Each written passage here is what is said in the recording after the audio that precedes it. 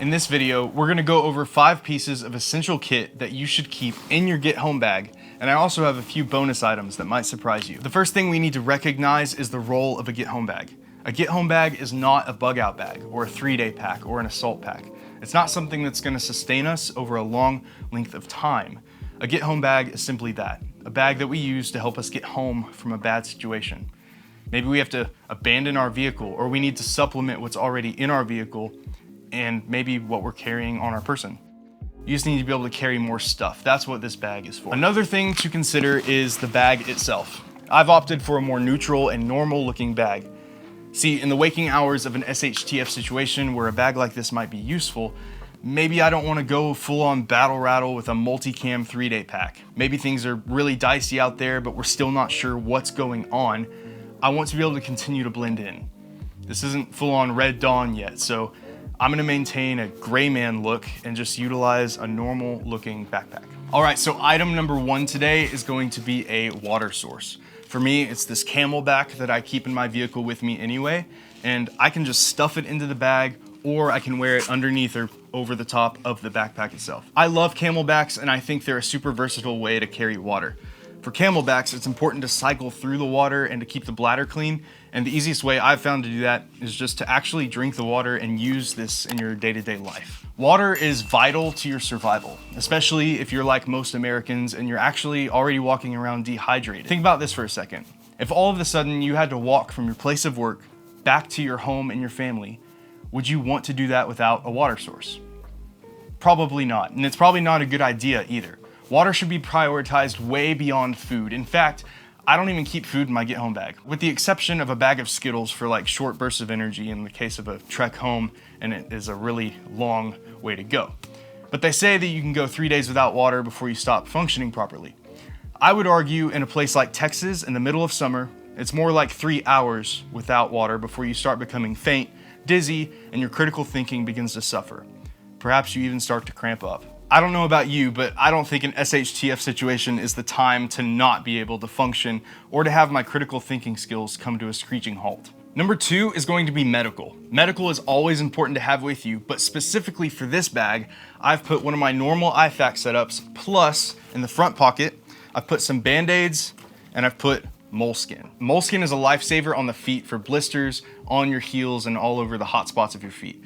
If I know the journey I'm embarking on is gonna be longer than a few miles, I'll take the time to throw some moleskin on my hot spots in the places that I know I have trouble when I ruck or hike. Beyond the moleskin, we have chest seals, tourniquets, combat gauze, all the normal stuff. I'll leave all of that stuff down in the description below if you're interested in picking up any of these items for your Get Home bag. Speaking of your Get Home bag, for those of you who do have a setup already, I would love to hear some of your setups and what you think are the most important items in your bag.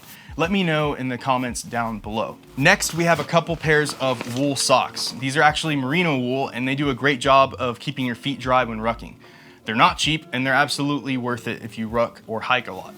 These are some of the best I've ever tried, so I'll leave a link to them down in the description below.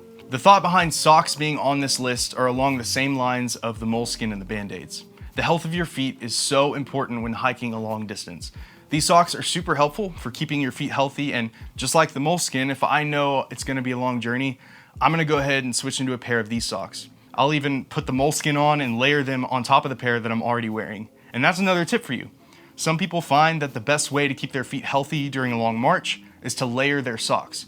They'll put a thinner sock on the inside with the merino wool on the outside. So maybe just experiment with what works for you. The 4th thing we're gonna go over today is a fire starter of some sort. This one is less so something that we would expect to use, as the goal is to just keep going and get home. Survival-wise and tactically, stopping and making a fire may not be a good idea, but being able to start a fire if you have to is an essential survival skill. And if you had to pick up and go on a miles-long journey and there's the potential of having to stop and rest at nighttime, being able to start a small fire to get you warm, change socks, and get your bearings is not only a survival essential, but it's a morale booster and a comfort. Fire can also be a useful tool for signaling. The 5th thing on our list today is gonna be spare ammunition for your EDC firearm.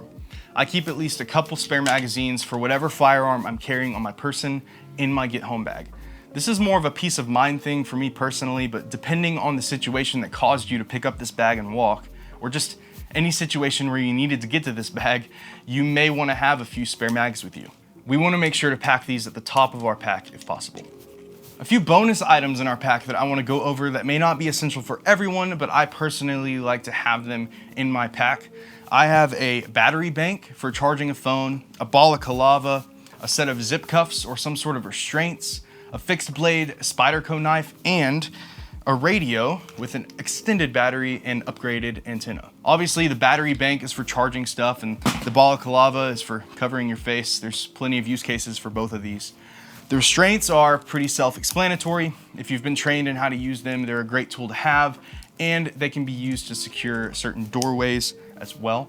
The fixed blade is awesome. This is a Spyderco knife that I've had for a few years, and it is still razor sharp. I love this knife, and just like everything else, I will leave the link to this down below. Something to keep in mind as well is to consider downloading your local area maps to your phone. And if you're not as familiar with your area yet, maybe also consider having a compass and a paper map with you. And then finally, of course, we have the radio. Again, the radio is very specific to me and my personal needs.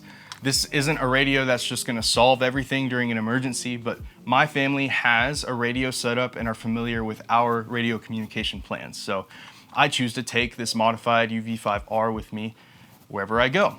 Again, just in case my phone were to be inoperable, but I'm still within range of my home. I plan on doing a more in-depth video when it comes to beginner comms, but in the meantime, if you want to maximize the potential of the Baofeng UV5R, you can head over to our friends at defensedistributors.com and build out your own custom setup over there, depending on your needs. Those guys are happy to create a setup tailored for you, and if you do decide radio is something you want to get into, you can use the code CitizenPrep at checkout for a discount. I'll leave the link to their site in the description as well. So there were some of the most important items that I keep in my Get Home bag. Of course, this isn't every single thing that I might have in my bag every single time, but if you have suggestions of your own, or maybe I left something super important out, let me know down below. I'd love to hear from you. Thank you guys for watching the video. If you found it helpful or useful in any way, leave a like and subscribe for more content like this. See you guys in the next one.